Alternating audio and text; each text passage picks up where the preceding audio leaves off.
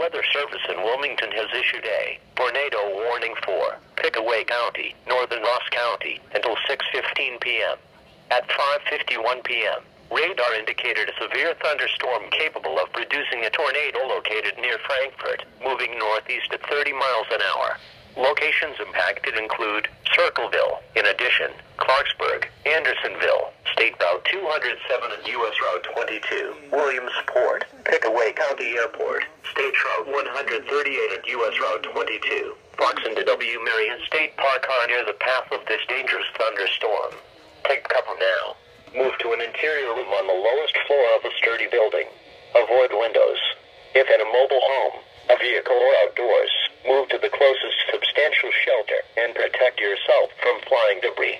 To report severe weather, go to our website at weather.gov/ILN and submit your report via social media when you can do so safely.